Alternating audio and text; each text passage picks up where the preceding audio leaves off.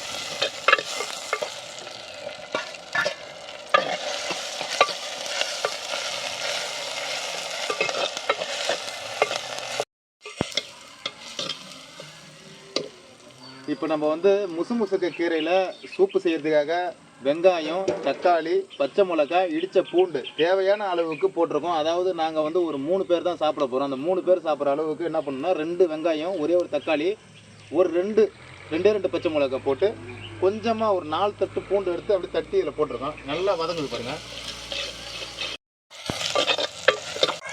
வெங்காயமும் தக்காளியும் நல்லா மசிய கரைஞ்சி போச்சு எண்ணெயில். இப்போ இஞ்சி பூண்டு கொஞ்சமாக அரைச்சி வச்சுருக்கோம், அதை சேர்த்துக்கலாம். நல்லா அது கூட சேர்த்து கிண்டி விட்டுருவோம்.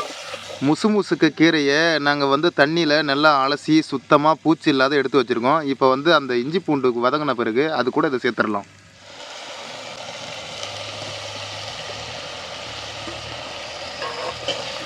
நல்லா எண்ணெயில் வந்து தோட்டி விட்டு நல்லா வதக்கிங்க. அப்போ தான் அந்த கீரை நல்லா வதங்கி போச்சு. கொஞ்சமாக மஞ்சத்தூள் சேர்த்துக்கலாம்.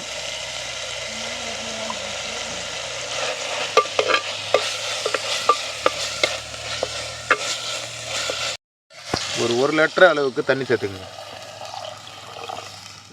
வதக்கிற வேலை, மூலிகை தழையை போடுற வேலைலாம் முடிஞ்சு போச்சு. இப்போ இதில் வந்து நம்ம என்ன பண்ண போகிறோம்னு கேட்டாக்கா மசாலாவை சேர்க்க போகிறோம்.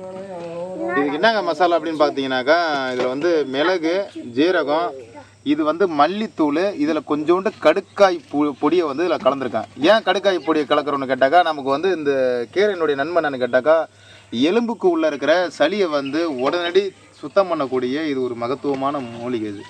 அதனால் நான் கடுக்காய் பொடி ஏன் சேர்த்தேனாக்கா, கடுக்காய் பொடியோடு சேர்த்து சாப்பிடும்போது அந்த சளி பூரா மலம் வழியாக தான் வெளில வரும். ஏன்னா மூக்கால் நம்ம நினைக்கிற மாரி மூக்கால் வேறு எந்த வழியாலையும் வராது. மலம் வழியால் வர்றதுக்காக தான் கடுக்காய் பொடி கொஞ்சமாக, அதிகமாக சேர்த்துறாதீங்க, கொஞ்சமாக லைட்டாக சேர்த்துருக்கேன். அப்படியே இப்போ என்ன பண்ண போனால் அப்படி ஒன்றா கலக்க போகிறோம்.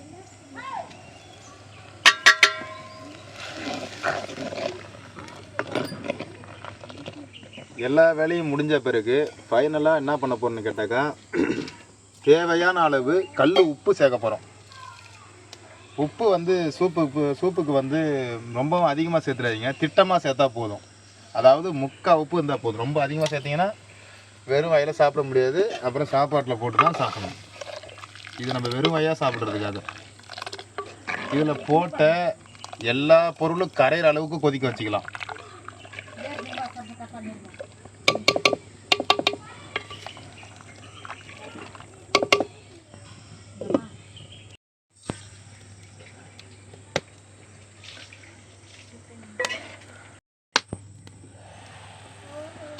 சூப்பர், நல்லா வாசனையோடு கொதிக்குது.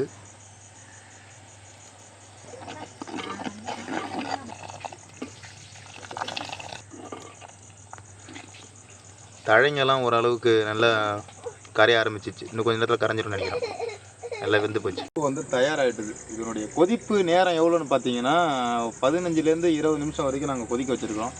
கொதிக்கும் பொழுதே கொதிக்க இதனுடைய வாசனை எப்படி இருக்குன்னு கேட்டாக்கா, அப்படியே ஆட்டுக்கால் சூப் எப்படி இருக்கும் அந்த அளவுக்கு தாண்டி வாசனை வெளில வர ஆரம்பிச்சு போச்சு. இப்போ இந்த நேரத்தில் என்ன பண்ண போனால் நம்ம இறக்க போகிறோம்.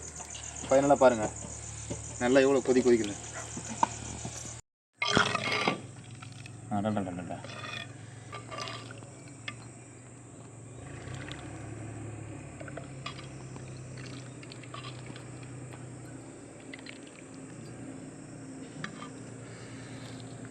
கம்ம கம்மன்னு இருக்க இந்த மூலிகை சூப்பு, அது முசுமுசுக்கு கீரையை போட்டு செஞ்சுருக்குறோம். இங்கே பாருங்க, இஞ்சிலாம் அப்படியே தட்டி போட்டு தான் அப்படியே கம கம கமன்னு இருக்குது. வர முதல்ல டேஸ்ட் பண்ணுறோம்.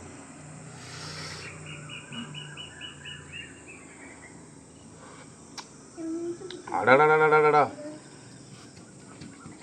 ஒரு நாள் இப்படி செஞ்சு சாப்பிட்டு பாருங்க, உடம்புல சளியும் போயிடும்.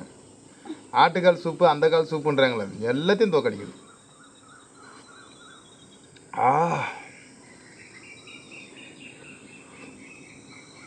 ஆ பிரமாதமாக இருக்கு. இது வந்து